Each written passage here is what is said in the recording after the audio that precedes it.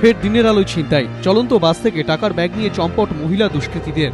রবিবার সকাল ৯টা বাগবাজার থেকে ৭৯B রুটের বাসে ওঠেন পেশার স্কুল শিক্ষিকা আলপনা মজুমদার। সঙ্গে ছিলেন তার বোনও। অভিযোগ, মাঝপথে আলপনা মজুমদারকে বাসের মধ্যে ঘিরে ধরেন কয়েকজন অপরিচিত মহিলা। তাদের সঙ্গে এক শিশুও ছিল। অভিযোগকারিনীর দাবি, ভিড়ের মধ্যে তার ব্যাগে রাখা পার্স ছিনিয়ে নেয় ওই মহিলারা। চিৎকার করলে দমদম পার্কের আগে স্টপেজ বরাট কলোনিতে দুষ্কৃতীরা নেমে পালিয়ে যায়। বাসটা পুরো ফাঁকা ছিল, কিন্তু আমি নামতে পারছিলাম না।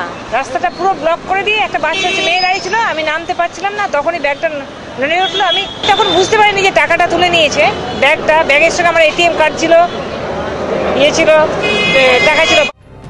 গত ২১শে মেও একই ঘটনা ঘটে লেক টাউন এলাকায়। চলন্ত বাসে এক মহিলার সোনার গয়না ও টাকা ছিনিয়ে নিয়ে চম্পট দেয় মহিলা দুষ্কৃতীরা।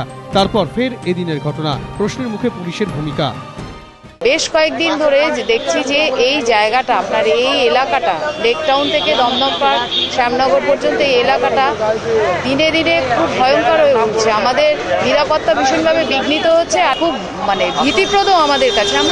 আমরা আতঙ্কিত, সত্যিই তাই। লিখিত অভিযোগের ভিত্তিতে ঘটনা তদন্ত শুরু করেছে লেক টাউন থানা। জয়ন্ত পাল, ABP আনন্দ, কলকাতা।